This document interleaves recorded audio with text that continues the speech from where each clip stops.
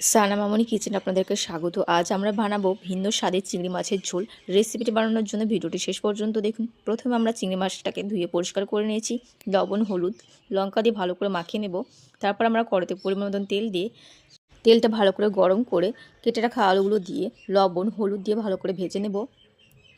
আলু ভাজা হয়ে গেলে কড়াই থেকে উঠিয়ে নেব। ওই তেলের মধ্যে মেখে রাখা চিংড়ি মাছগুলো দিয়ে দেব। চিংড়ি মাছগুলো দিয়ে উল্টে পাল্টে নিতে হবে। খুব সুন্দরভাবে ভাজা হয়ে গেছে, কড়াই থেকে উঠিয়ে নেব। কড়াইতে পরিমাণ মতন তেল দিয়ে দেব।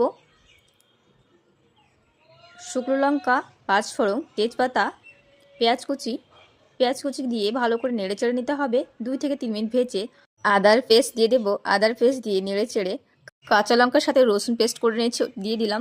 তারপর আমরা নেড়ে চেড়ে পরিমাণ মতো লবণ, হলুদ গুঁড়ো, জিরে পাউডার, ধনে পাউডার দিয়ে ভালো করে নেড়ে চেড়ে নিতে হবে। সামান্য পরিমাণ জল দিয়ে ভালো করে নেড়ে চেড়ে মিট মশলা দিয়ে ভেজে রাখা আলু চিংড়ি মাছ দিয়ে ভালো করে নেড়ে চেড়ে নিতে হবে। খুব সুন্দরভাবে কষানো হয়ে গেছে। পরিমাণ মতন জল দিয়ে নেড়ে চেড়ে নেব। ভালোভাবে সেদ্ধ হওয়ার জন্য ঢাকা দিয়ে দেব। ঢাকনা উঠিয়ে কাশ্মীরি লাল লঙ্কা গুঁড়ো দিয়ে দেব। নেড়ে চেড়ে 2 থেকে 3 মিনিটের জন্য ঢাকা দিয়ে দেব।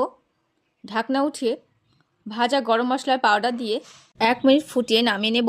ঠিক এভাবে চিংড়ি মাছের ঝোল রেসিপি ট্রাই করে দেখবেন, খেতে খুব সুন্দর হবে। নতুন নতুন রেসিপি দেখার জন্য চ্যানেলটিকে সাবস্ক্রাইব করবেন। ভিডিওটি ভালো লাগলে লাইক কমেন্ট অবশ্যই করবেন।